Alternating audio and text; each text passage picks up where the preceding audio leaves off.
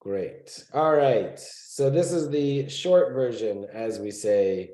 In 1 second, I'm going to share, but I like in this space to specifically try and pick the things that we might not see elsewhere, that we might not spend our time on Saturday morning because it's hard to pass up the splitting of the sea or the song of the sea and all of that means. So we're going to talk about the manna from heaven. What was it? What does it mean? What's its purpose?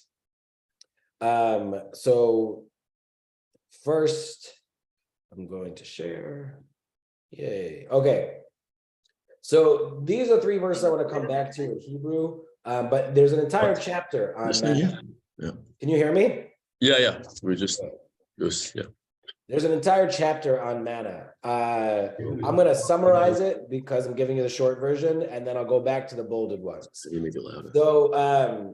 So a month and a half after leaving, the people start complaining. We was better in Egypt. We had lots of food. There was meat. There was bread. What's going on for you?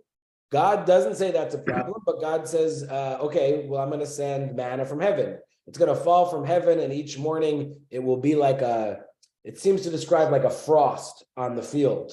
And then God says, God said to Moses, I will rain down bread for you from the sky, and the people shall go out and gather each day that day's portion, that I may thus test them to see whether they will follow my instructions or not. So what's fascinating is, if I'm feeding people who are starving, I don't make it a test as a general rule. What exactly is the test is going to be a key question. And do we pass or not? Which, of course, the answers to both are yes and no. But then we describe that you'll one portion per day, and then the 6th day, you're going to grab a double portion. And if you grab too much during the week, it'll all be infested with maggots the next morning, and it'll be really gross. And if you don't grab enough, this is actually I missed this the first 1,000 times through. If you don't grab enough, it will still be enough, which is an interesting loophole. It would seem that if it were me, I would start just grabbing a handful and stop getting so worked up about it if I knew it was going to be enough. But they don't really go into that. And then the 6th day one, you grab a double, and that will last through the 7th day. And that's where we get the notion of no cooking on Shabbat, and they're supposed to cook before Shabbat, and that Shabbat is supposed to be a day of rest of some kind, with our first real attempt at trying to figure out what rest means, actually. Because if you spend 30 seconds with a teenager, they will tell you, it's restful to me if I do all these things that are not allowed on Shabbat. So rest is not like a generic term. It's a specific term when we get our first dive in. And then we get this verse, when the fall of dew lifted, there over the surface of the wilderness lay a fine and flaky substance, as fine as frost on the ground. There was some sort of magic flour, is how it seems to be described, that was left after the dew fell. So this is key. And then obviously a bunch of people are bad at it and don't do what they're supposed to do. And God said to Moses, how long will you refuse to obey my commandments and teachings and my teachings? That's for God to say to the regular people. Moses isn't in trouble this time. And then they call it manna because they're not sure what to call it. So they call it manhu, which is some sort of thing, basically, is what it means. And then they save a piece of it that they're going to forever keep eventually with the 10 commandments, though they haven't gotten the commandments yet. Here, Rashi gives the most obvious answer. What's the test? That's what I want to start with. Is if they'll listen. Will they take the right amount? Will they do the double? That's what it seems like on the surface. Ibn Ezra digs in a little on what the food is. The word lechem, bread, means food. It is found used for bread itself and also for meat, as in lechem isheh. It's also used for fruit and lettuce in another place. So in other words, we say lechem, that this manna was some sort of bread, from heaven, but it actually could be anything. And that's the beginning of this midrash that exists, that manna tasted like whatever you wanted it to taste like. It seems like That's manna good. was like the quinoa or the acai of the day. It was a superfood. Mm. Put it in anything and it made it better. It was like it was just good. That's butter. Butter, yeah. Yeah. Yes. Which, by the way, I assume they found the cream cheese. There's cream cheese. Yes. Great. Yes. Dynamite. This is the real things I should have checked on. That I may prove them, for they will daily need me. The Ibn Ezra is actually saying the test is actually a different kind of a thing, that they will become. He seems to imply that the test is actually not about them, but that the people Israel need some time to get accustomed to needing God. That one of the disadvantages of slavery is they didn't need anything. They didn't need free will. They didn't need to choose anything. They didn't need food. They didn't need shelter. They lost all of their connection to their own living, their own identity in life. And so manna then is a first attempt, is like if I can give a terrible example, is the methadone of slavery. It's a little bit, but something that gets them in the right track, hooked on God instead of on slavery.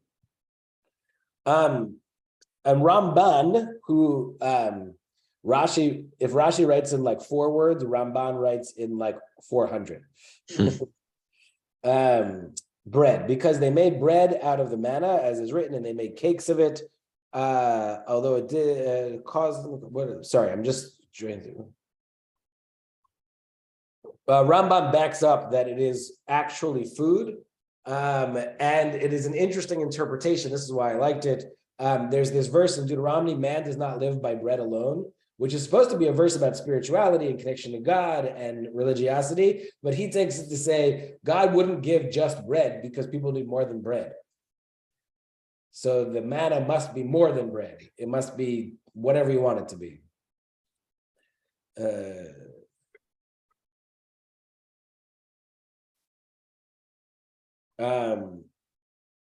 This is Sforno says that the real test is, can you observe commandments while you want for nothing? It is a test of plenty. They're going to the land of milk and honey, where things are hypothetically going to be easy. Of course, that's never the case, but hypothetically, that's what they're heading towards. So will the people be able to believe when they're not in a foxhole? Will they be able to have faith beyond the necessity? And then there's a whole bunch of stuff on what the manna is. It seems, some say it was just so delicious, but it was good. And then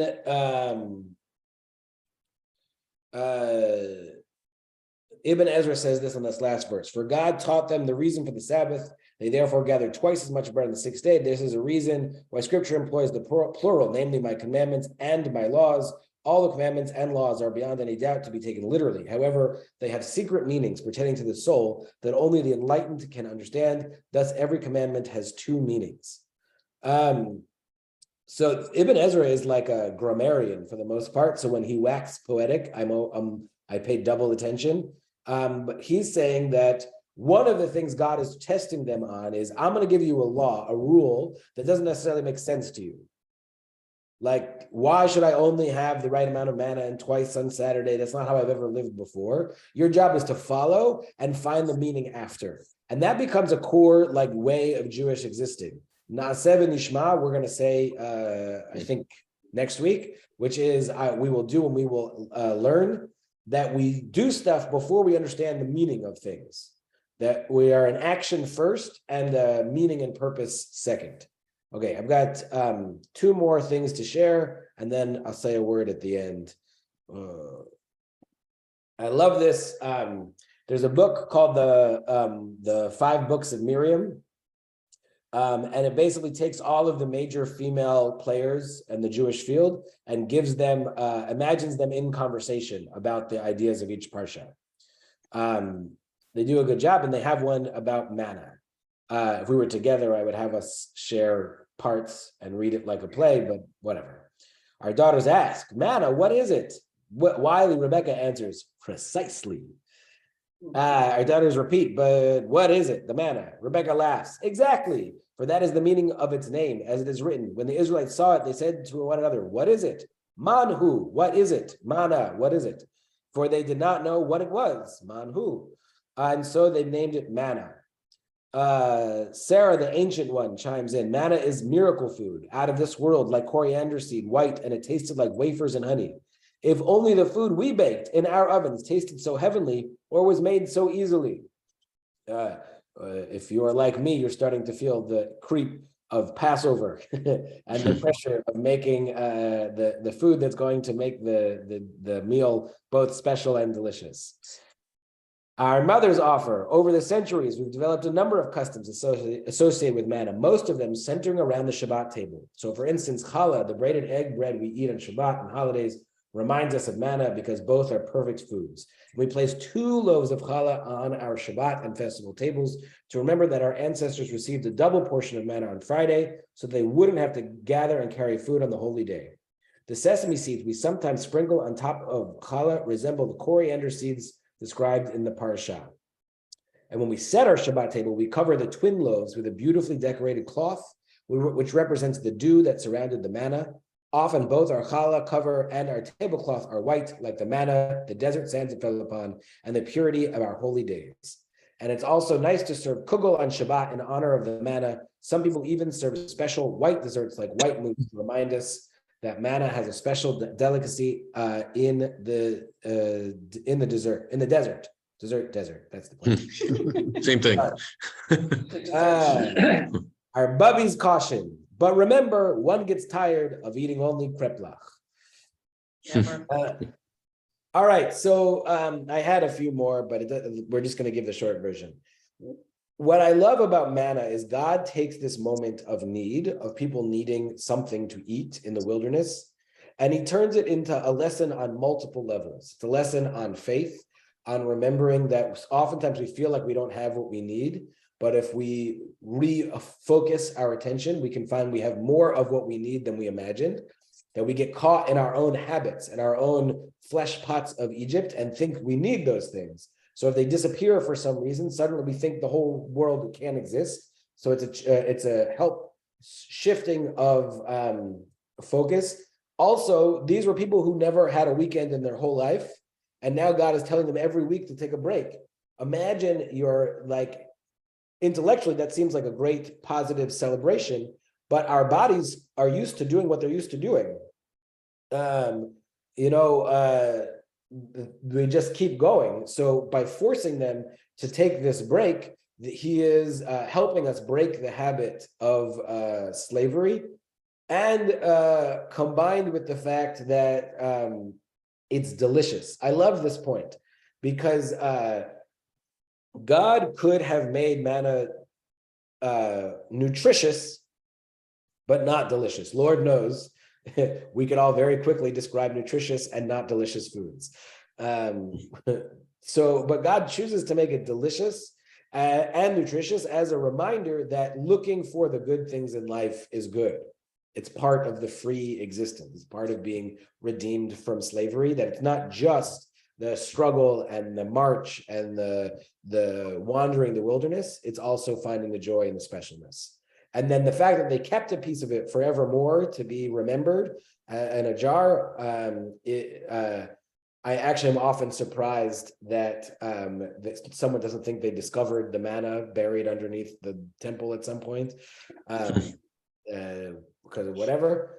And then I'm going to tell one short story and then close with an idea about manna, which is a friend of mine when I was in Israel, was the spouse of another colleague, and she was in like a med school program at Hebrew U. So it was an international program. So there's people from all over the world.